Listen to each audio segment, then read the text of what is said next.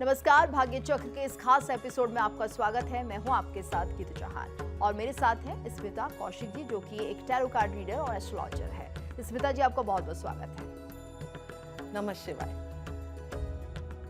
तो अपने इस खास कार्यक्रम में आज हम बात करने जा रहे हैं स्ट्रेस और एंग्जाइटी को लेकर। आखिर किन वजहों से स्ट्रेस और एंग्जाइटी होता है, क्या कुछ उपाय हैं? इसके अलावा अगर शत्रु आपको परेशान कर रहे हैं तो उसके लिए कैसे आप उनसे निपट सकते हैं, क्या उपाय आपको करने होंगे, बताएंगे स्मिता जी। और शुरुआत करते हैं अपने इस खास कार्यक्रम की आज के पंचांग के साथ। शुरुआत करते हैं पंचांग के साथ। आज है 4 मई 2026 का दिन सोमवार।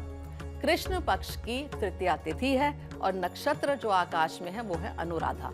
अभिजीत मुहूर्त होगा सुबह 11:51 से 12:44 तक और राहु काल होगा सुबह 7:18 से 8:58 तक।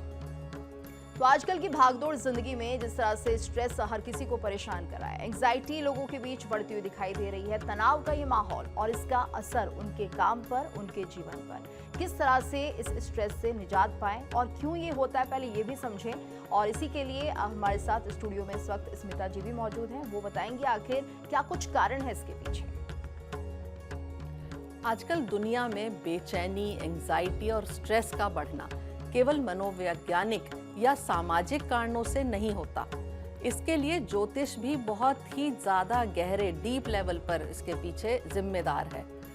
मन का कारक चंद्रमा माना जाता है और जब चंद्रमा कमजोर या पीड़ित हो या राहु केतु, शनि या मंगल से प्रभावित हो तो व्यक्ति के भीतर असुरक्षा, ओवरथिंकिंग, डर, ये सब बहुत ज्यादा बढ़ जाते हैं।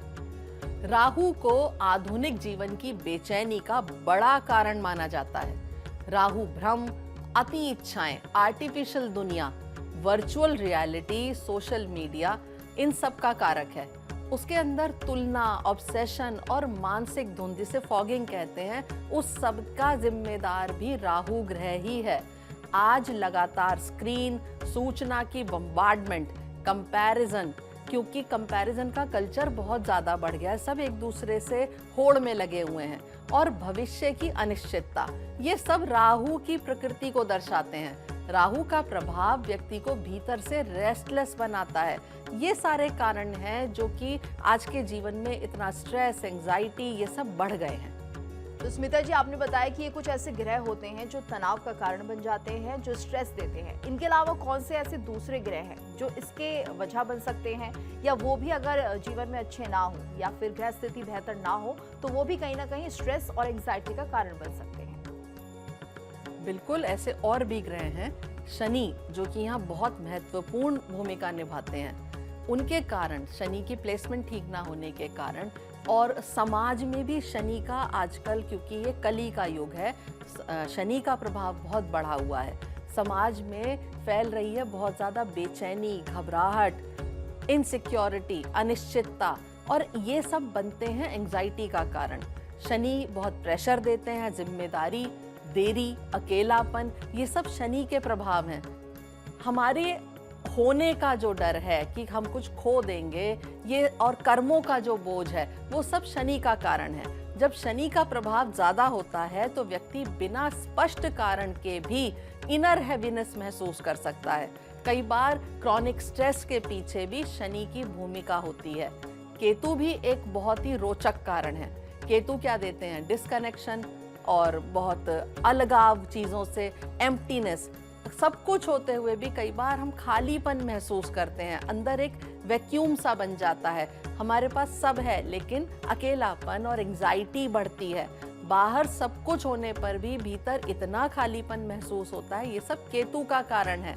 पर्पस के क्राइसिस हो जाते हैं, आदमी सोचने लग जाता है मैं कौन हूँ, ऐसे प्रश्न उसके दिमाग में उठते हैं। ये केतु की अभिव्यक्ति होती है। आज जो स्पिरिचुअल अवेकनिंग बढ़ रही है वो कई बार इसी केतु जनित प्रभाव से होती है, इनर डिससेटिस्फैक्शन से निकलती है। जब मंगल अशांत हो तो इम्पेशंस और एंगर बढ़ते हैं, नर्वसनेस बढ़ती है और पैनिक बहुत ज़्यादा हो जाता है। कोई भी व्यक्ति पैनिक में आ सकता है। विशेषकर चंद्र मंगल की अगर युति हो या वो असंतुलित कोई योग बना रहे हो, मंगल और राहु की भी युति मानसिक उथल पुथल को बढ़ा सकती है। और स्मिता जी, क्या माना जाए कि कुछ ऐसे विशेष भाव भी होते हैं जो कि इसके पीछे का एक बड़ा कारण बन सकते हैं, उनके बारे में भी जरा हमारे दर्शकों को बताइए। अगर भावों की बात करें तो फोर्थ हाउस मन को शांति देने वाला हाउस है। पांचवा घर जो है वो बुद्धि और मानसिक पैटर्न्स का घर है। छठा भाव है रोग और तनाव का। आठवां भाव है डरों का, ट्रॉमास का और सबकॉन्शियस का। तो अगर इन भावों में प्रॉब्लम्स हो, 12वां भाव भी रहता है जो एंजाइटी, स्लीप इश्यूज की रात को नींद नहीं आ रही, इंसोम्निया हो रहा है। और 12वां भाव जो है आइसोलेशन का, दूरी का, मोक्ष का भी घर है। अगर इन भावों में कोई भी प्रॉब्लम होती है, सही प्लेसमेंट ग्रहों की नहीं होती, तो ये बहुत महत्वपूर्ण बन जाता है कि यहाँ से आपको एंजाइटी या स्ट्रेस आ रहा हो। इन पर पापी ग्रहों का प्रभाव हो तो व्यक्ति तनाव ज्यादा महसूस कर सकता है। स्मिता जी, तो क्या माना जाए जो एस्ट्रोलॉजी है वो किस तरह से बेचैनी, एंजाइटी से जुड़ी हुई है? क्या हम इसे कनेक्ट कर सकते हैं और किस तरीके से इसे और ज्यादा विस्तार से हम समझें? देखिए, वर्ल्ड लेवल पर भी कई ज्योतिषी ऐसा मानते हैं कि हम ऐसे समय से गुजर रहे हैं जहां राहु और शनि की प्रकृति बहुत ज्यादा सक्रिय हो रही है, जिससे कलेक्टिव एंजाइटी, अनसर्टेनिटी और मानसिक अस्थिरता बढ़ती है। लेकिन केवल ग्रह ही कारण नहीं होते। हमारी आजकल की तेज जीवन शैली यानी कि फास्ट रनिंग लाइफ हो चुकी है, डिस्कनेक्टेड रिलेशनशिप कि आपस में वो लगाव नहीं रहा रिश्तों में, नेचर से दूरी। क्या हो रहा है कि हम लोग बहुत नेचर से दूर होते जा रहे हैं, कंक्रीट के जंगल में हम रहने लगे हैं, हरियाली से दूरी हो गई है। पौधों को पानी देने के लिए हमने लोगों को अपॉइंट करा हुआ है, हम खुद नहीं कर रहे हैं। इस तरह की चीज़ें हैं। स्लीप डिसऑर्डर है क्योंकि सोशल मीडिया बहुत सक्रिय भूमिका इसमें निभाते हैं। डिजिटल ओवरलोड हो चुका है, इतनी इंफॉर्मेशन हमें लगातार मिल रही है कि वो हमारे ऊपर ओवरलोड हो गई है। लगातार परफॉर्मेंस का प्रेशर बना हुआ है क्योंकि अगर परफॉर्म नहीं करेंगे तो नौकरी छूट सकती है, आपका काम जो है वो पीछे छूट सकता है, या आपका जो सोशल मीडिया अपीयरेंस जो आजकल बहुत इंपॉर्टेंट हो गई है वो भी पीछे रह सकती है। तो ज्योतिष इन्हें इस तरह से भी प्रभावित करता है। ये कुछ पर्सनल या सामाजिक रीजन है, और ज्योतिष की जो बात हमने करी वो तो आपने अभी सुनी ही। बिल्कुल। और ऐसे में स्मिता जी, ये भी माना जाए कि ये तो हो गई ज्योतिषीय कारण कि जिसकी वजह से स्ट्रेस और एंजाइटी जो है वो कोई देख सकता है अपने ग्रह कुंडली में। लेकिन अगर हम बात करें इसमें आध्यात्मिकता की, साथ ही साथ जो सामाजिक लोग हैं उसको लेकर भी अगर हम यहाँ चर्चा करें तो कुछ ऐसा माहौल भी बनता हुआ दिखता है जब ऐसा लगता है किसी भी व्यक्ति को कि उनके ऊपर स्ट्रेस और एंजाइटी बढ़ती हुई दिखाई दे रही है। बिल्कुल, इस सारी समस्या के पीछे सिर्फ ज्योतिष नहीं है, आध्यात्मिक और सामाजिक कारण भी बहुत सारे जुड़े हुए हैं। मानवता के भीतर जो शांति की खोज का एक हमेशा से एक जुनून रहा है, वो जो पुकार है उसको सुनने की, आजकल क्या हो रहा है, बाहर शोर बहुत बढ़ गया है और भीतर की खोज हम करना चाहते हैं लेकिन कंफ्यूज हो रहे हैं। आध्यात्मिक कारण ये भी माने जा सकते हैं कि व्यक्ति बाहर बहुत ज्यादा जुड़ गया है और भीतर से कट गया है। आत्मचिंतन, ध्यान करना, प्रार्थना करना, नेचर के करीब रहना और अंदर की जो खामोशी होती है, इनर साइलेंस, उससे दूरी बढ़ रही है। इसलिए भीतर खालीपन है और बेचैनी बढ़ती जा रही है।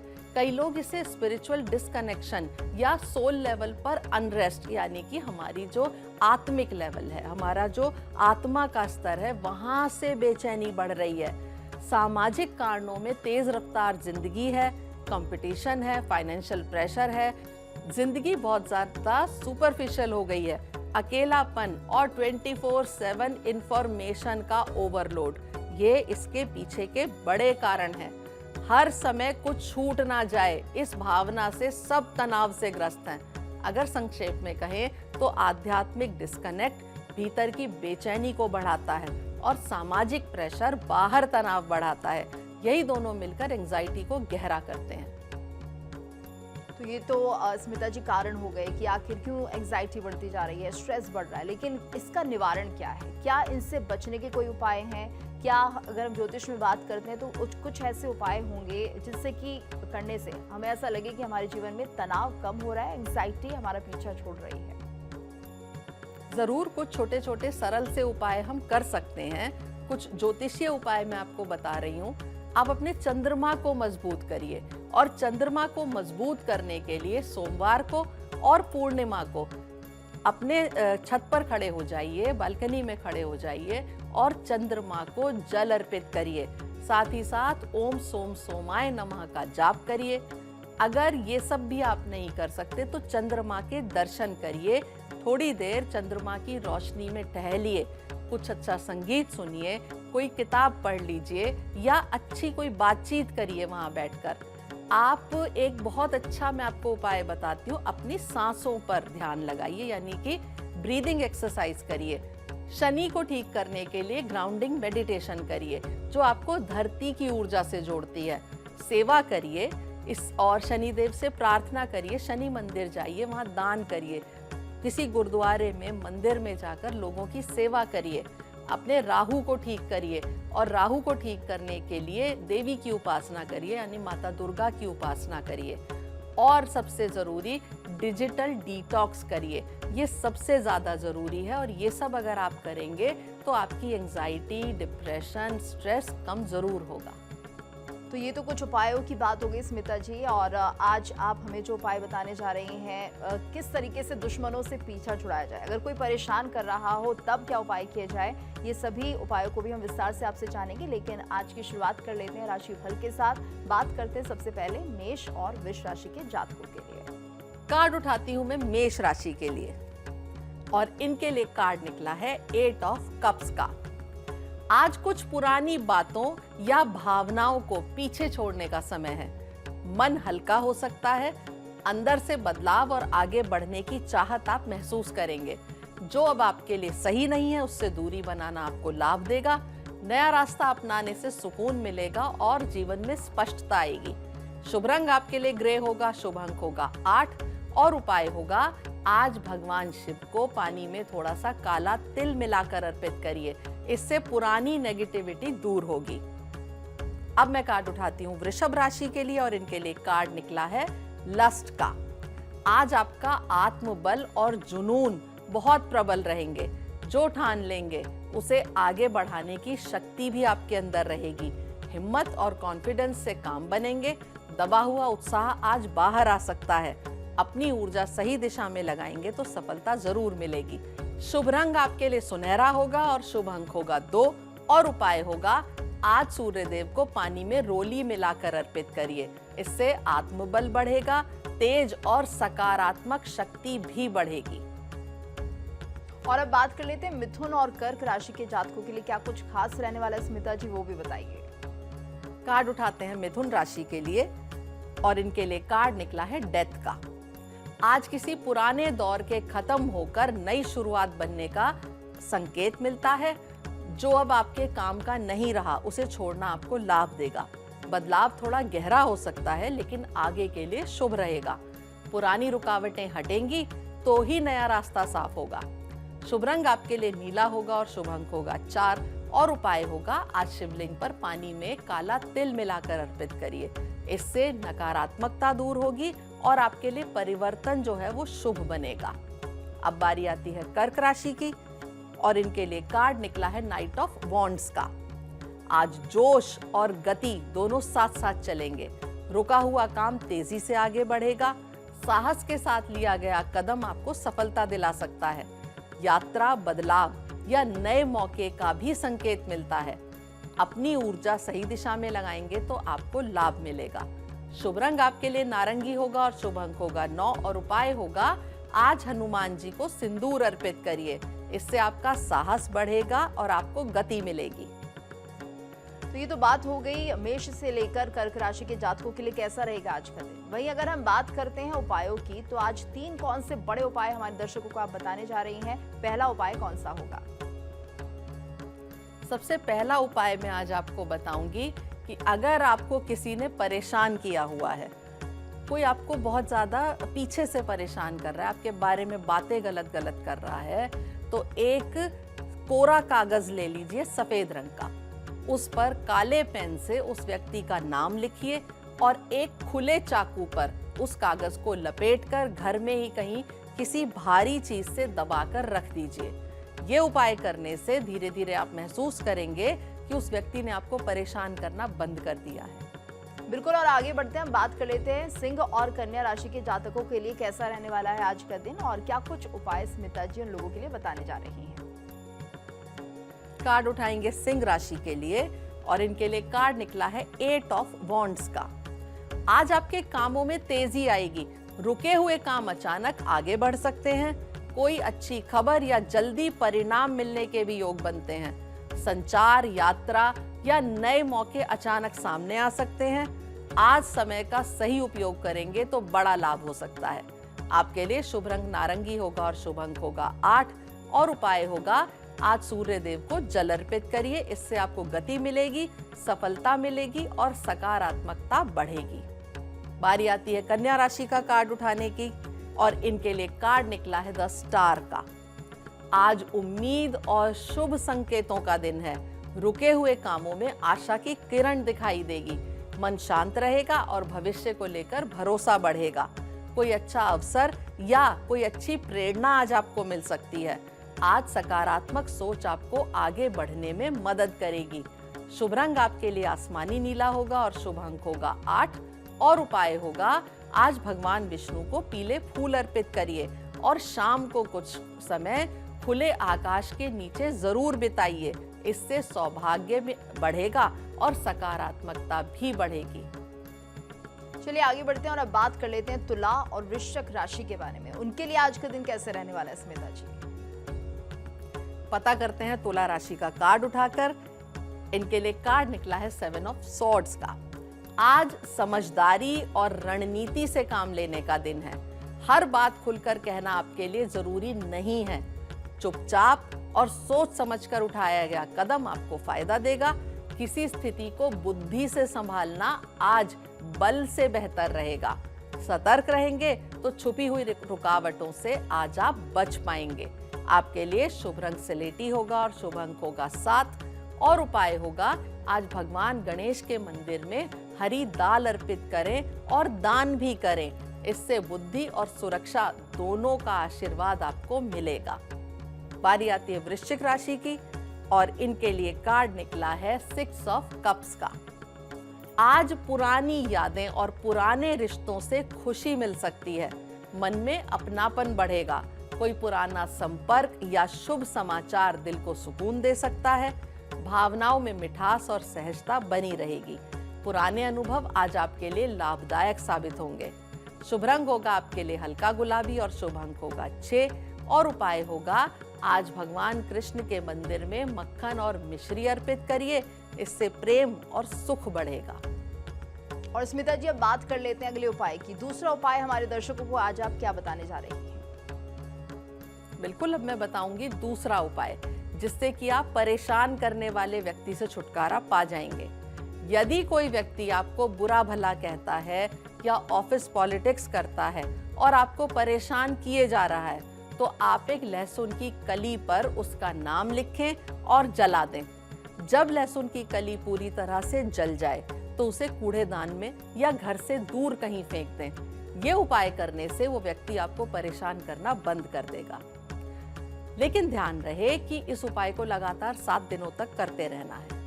चलिए आगे बढ़ते हैं और बात कर लेते हैं धनु और मकर राशि के जातकों के लिए आज का दिन कैसा रहने वाला है स्मिता जी, क्या कुछ बताएंगी उनके लिए। बिल्कुल, कार्ड उठाते हैं धनु राशि का और इनके लिए कार्ड निकला है प्रिंसेस ऑफ सॉर्ड्स का। आज दिमाग तेज चलेगा, नई बातें जल्दी समझ में आएंगी। कोई छुपी हुई बात या सच आपके सामने आ सकता है। आपकी समझदारी और सतर्कता आज काम आएगी। सोच समझकर बोले गए शब्द आपको लाभ दिला सकते हैं। शुभ रंग आपके लिए हल्का नीला होगा और शुभ अंक होगा 2 और उपाय होगा आज माता सरस्वती को सफेद फूल अर्पित करिए। इससे बुद्धि और वाणी की शक्ति बढ़ती है। बारी आती है मकर राशि की। मकर राशि के लिए जो कार्ड निकला है वो है 4 ऑफ डिस्क का। आज धन और काम में स्थिरता बनी रहेगी। संभलकर चलना आपको लाभ देगा। बचत और सोच समझकर लिया गया फैसला आपके पक्ष में रहेगा। सुरक्षा और आधार मजबूत करने का समय है। आज धैर्य और प्रैक्टिकल सोच से अच्छा लाभ आपको मिल सकता है। शुभ रंग होगा आपके लिए हरा और शुभ अंक होगा 4 और उपाय होगा आज माता लक्ष्मी के मंदिर में सिक्कों का दान करें और जरूरतमंदों को भी आर्थिक मदद करें। इससे धन की स्थिरता और बरकत बढ़ेगी। और आगे बढ़ते हैं, बात कर लेते हैं कुंभ और मीन राशि के बारे में। क्या कुछ कहता है उनके लिए दिन, और आज कुंभ और मीन राशि के जो जातक हैं उन्हें कौन से उपाय करने चाहिए? स्मिता जी इनके लिए क्या कुछ बता रही हैं? कार्ड उठाएंगे कुंभ राशि के लिए और इनके लिए कार्ड निकला है प्रिंस ऑफ डिस्क का। आज मेहनत धीरे धीरे रंग लाएगी। धैर्य बनाए रखना आपके लिए जरूरी है। प्रैक्टिकल सोच और लगातार प्रयास से काम आगे बढ़ेंगे। धन और काम के मामले में स्थिर प्रगति बन सकती है। जल्दबाजी छोड़कर टिके रहेंगे तो बड़ा लाभ मिलेगा। शुभ रंग आपके लिए ब्राउन होगा और शुभ अंक होगा 7 और उपाय होगा आज गणेश जी के मंदिर में हरी सब्जी अर्पित करें और जरूरतमंदों को दान भी करें। इससे काम में स्थिरता और सफलता मिलेगी। बारी आती है मीन राशि की। इनके लिए कार्ड निकला है 4 ऑफ कप्स का। आज मन थोड़ा उचाट रहेगा या भीतर भीतर सोच में भी रह सकते हैं, पर ये आत्मचिंतन का समय भी है। कोई अवसर पास है, बस उसे पहचानने की जरूरत है। ठहर कर सोचेंगे तो नया रास्ता दिख सकता है। आज भीतर की आवाज सुनना आपके लिए लाभकारी रहेगा। आपके लिए शुभ रंग सफेद होगा और शुभ अंक होगा 4 और उपाय होगा आज शिवलिंग पर जल अर्पित करें और ओम नमः शिवाय का जाप करें। इससे मन की शांति और संतोष बढ़ेगा। और स्मिता जी अब समय हो चला है आखिरी और तीसरे उपाय का, क्या कुछ बता रही हैं? बिल्कुल समय आ गया है तीसरे और आखिरी उपाय का। यदि कोई व्यक्ति आपके पीछे से बिना बात आपको परेशान कर रहा है, आपकी पीठ पीछे आपकी बुराइयां करता है और आपके पीछे पॉलिटिक्स भी करता है, तो ऐसे व्यक्ति को शांत करने के लिए एक सरल सा उपाय बताती हूँ।